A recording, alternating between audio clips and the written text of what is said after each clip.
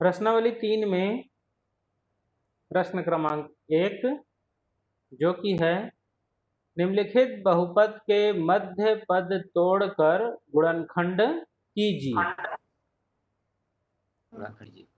जिसमें पहला number question हमारे पास X square minus 3x minus 4।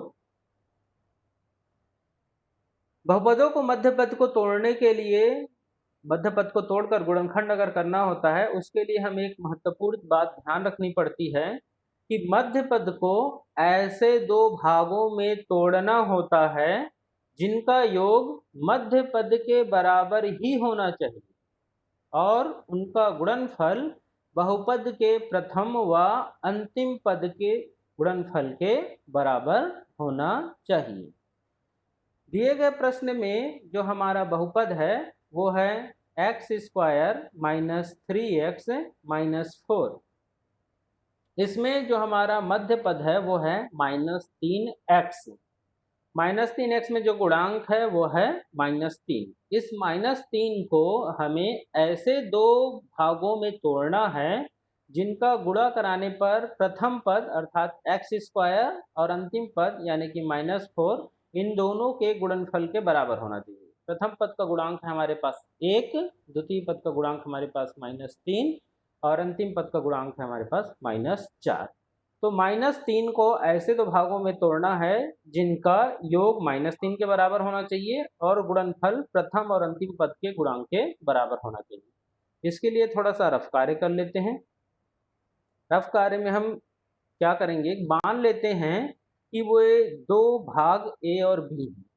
ए और बी वे दो भाग हैं जिनका योग अगर हम कराते हैं तो हमारे मध्य पद के गुणांक अर्थात -3 के बराबर आएगा, ये हम मान के चलते हैं। और इनका गुणा कराने पर जो हमारे दो भाग हैं अगर हम उनका गुणा कराएंगे ए और बी का तो प्रथम और अंतिम पद के गुणनफल के, प्रथम पद का गुणांक हमारे पास कितना है 1 और अंतिम पद का गुणांक हमारे पास है -4। तो 1 और -4 के गुणनफल अर्थात -4 के बराबर होना चाहिए। तो जो दो भाग हैं उनको जोड़ने पर हमें -3 प्राप्त होना चाहिए और गुणा करने पर -4 प्राप्त होना चाहिए।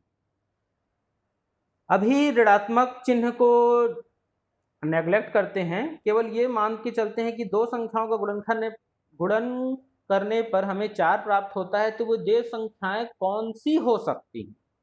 तो हम इनके अंदाजा लगाने की कोशिश करेंगे कि वे दो संख्याएं जिनका गुणा करने पर 4 प्राप्त होती है वे कौन कौन से हो सकते हैं। तो शुरू करते हैं हम 1 से।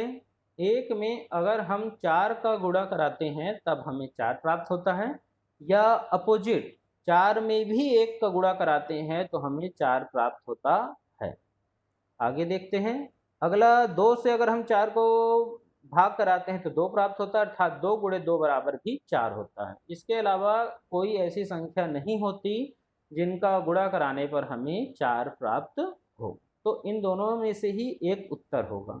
यदि 2 और 2 को देखते हैं तो 2 और 2 को किसी प्रकार से जोड़ने या घटाने पर हमें कभी भी 3 प्राप्त नहीं होगा।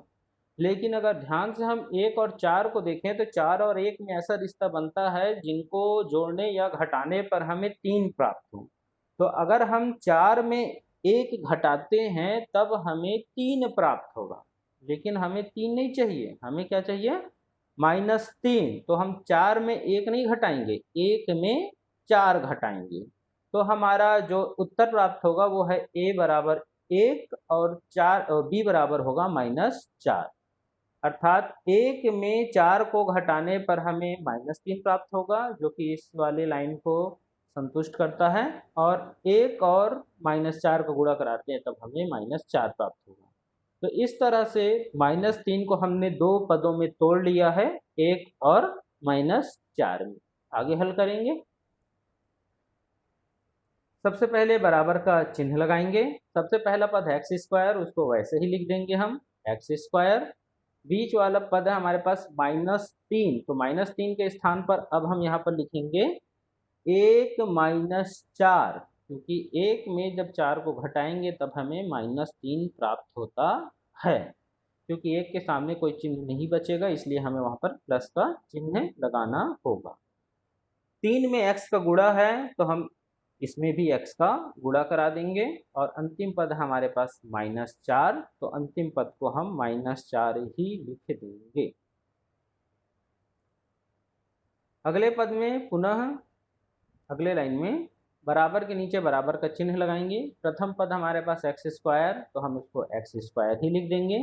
बीच में प्लस का चिन्ह है, प्लस का चिन्ह लगाएंगे, लेकिन 1 में x का गुणा कराएंगे। जब हम 1 में x का गुणा कराएंगे तब हमें x ही प्राप्त होगा, और जब हम -4 में x का गुणा कराएंगे, -4 में x का गुणा कराने पर हमें -4x प्राप्त होगा।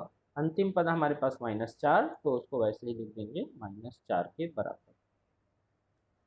अब दो पद का जोड़ा बना लेते हैं। प्रथम 2 पद है हमारे पास x² + x, तो इनका जोड़ा बना लेते हैं, और अंतिम 2 पद है हमारे पास में -4x और -4, तो इनका भी हम जोड़ा बना लेते हैं।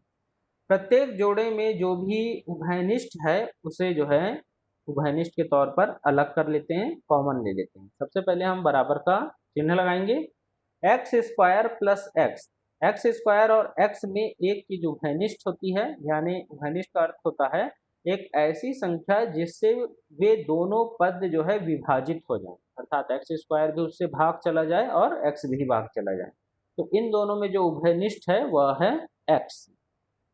जब हम x² से x को उभयनिष्ठ ले लेते हैं, कॉमन ले लेते हैं, या दूसरे शब्दों में ये भी कह सकते हैं कि x² में x का भाग देते हैं, तब तो हमें केवल x ही बचेगा। बीच में धन का चिन्ह है तो धन का चिन्ह लगाएंगे, और जब x से हम x को कॉमन ले लेंगे तब हमारे पास केवल 1 बचेगा। द्वितीय खंड में देखते हैं -4x -4, इन दोनों में जो उभयनिष्ठ है वह है -4। जब इस -4x से हम जो है -4 कॉमन ले लेते हैं तब हमारे पास केवल x बचता है, और -4 में जब हम -4 पूरा का कॉमन ले लेंगे तब केवल यहाँ पर +1 बचेगा।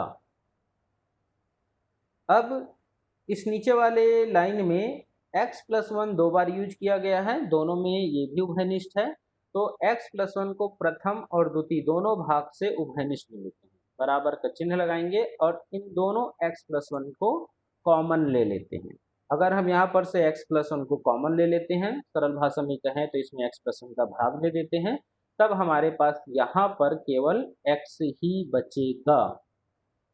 और द्वितीय वाले पद में इसमें भी जब हम x + 1 कॉमन ले लिए हैं तब हमारे पास केवल इसका गुणांक -4 ही बचेगा। यही x + 1 और x - 4 हमारे इस दिए गए प्रश्न का उत्तर है।